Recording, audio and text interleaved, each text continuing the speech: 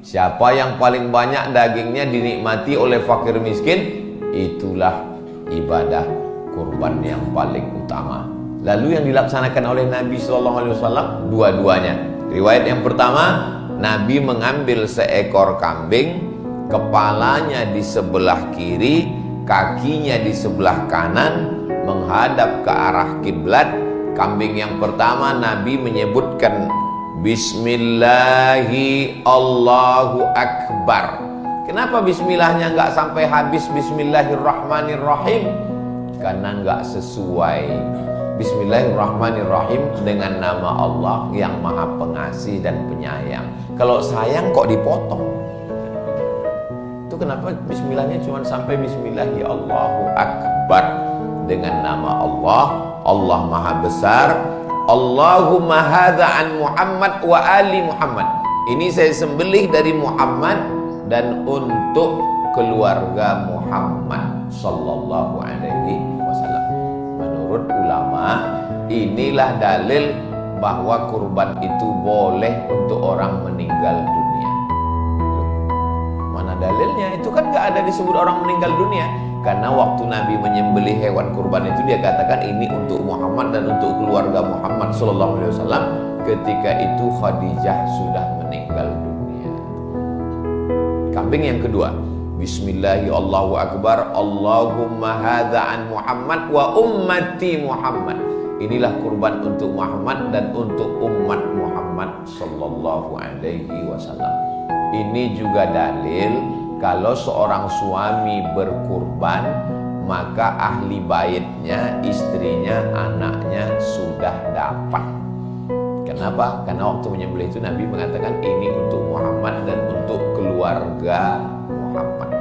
Oh, jadi kalau begitu Ustadz, satu kambing bisa untuk satu kelas.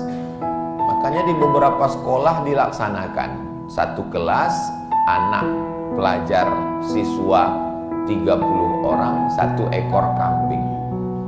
Itu bukan kurban namanya.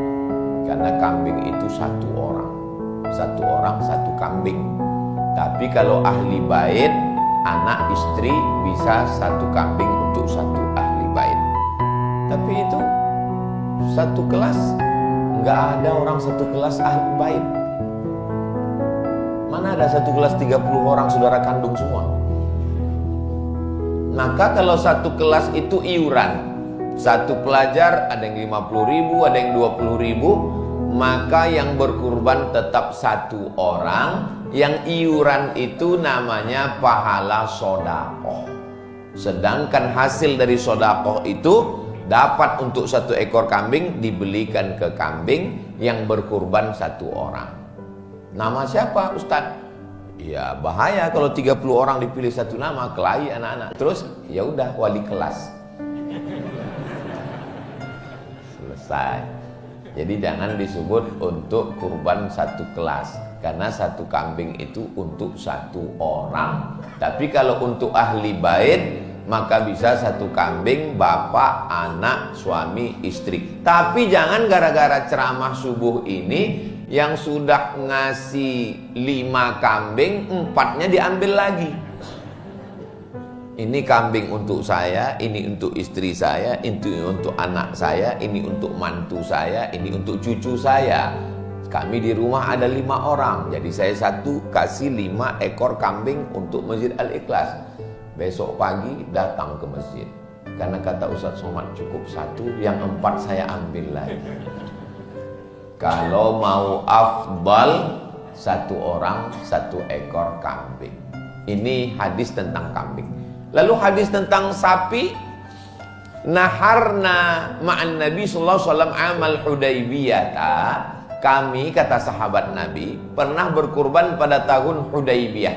Tahun Hudaybiyah adalah ketika Nabi dan sahabat berangkat umroh, lalu kemudian tertahan di satu daerah namanya Hudaybiyah. Hudaybiyah itu lebih kurang 22 km dari kota Makkah Al-Mukarramah. Sekarang namanya sudah berubah menjadi Sumaisi, tempat checkpoint waktu kita masuk dari kota Jeddah.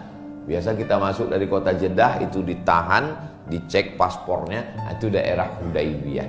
Nah ketika itu Nabi bersama sahabat berkurban 1 ekor onta 7 orang.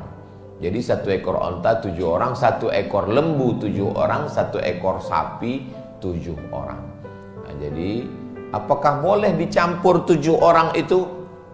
Pertama, Bapak Insinyur Pulan. Kedua, Bapak Doktorandes Pulan. Ketiga, Bapak Kiai Pulan. Keempat, Bapak Jenderal Pulan. Kelima, almarhum. Boleh. Misalnya, ini 1 sapi. Saya, anak saya, istri saya, mantu saya, cucu saya, 2 almarhum ayah, almarhumah ibu. Boleh dicampur antara untuk orang yang hidup dan orang meninggal dunia. Lalu kemudian, ini 1 ekor sapi untuk saya, anak saya, istri saya, mantu saya. Yang 3 cucu saya akikah 2 orang laki-laki dan 1 orang perempuan. Kurban 4 campur akikah 3. Menurut kitab fikih sunnah, nggak boleh dicampur antara kurban dengan akikah. Kalau kurban-kurban saja, akikah-akikah saja. Referensinya, nama kitabnya fikih sunnah, nama penulisnya Sayyid Sabiq. Tapi menurut mazhab Syafi'i, dalam kitab Hasyiah Al-Bujairimi, boleh dicampur antara kurban dengan akikah. Hanya saja bedanya kalau daging kurban dibagi mentah, sedangkan daging akikah dimasakkan lalu diundang orangnya diberi makan. Jadi tinggal dibagi saja. Kalau 7 bagian, yang 3 bagian ini dilaksanakan secara akikah menurut mazhab Syafi'i. Saya sampaikan 2 versi ini bukan untuk membingungkan jamaah. Mana tahu nanti ada ustadz yang ceramah mengatakan kurban dengan akikah gak boleh dicampur. Yang satu lagi mengatakan boleh. Akhirnya jamaah bingung, nggak jadi berkurban. Nah, jadi, yang mengatakan nggak boleh berarti dia pakai referensinya kitab ini.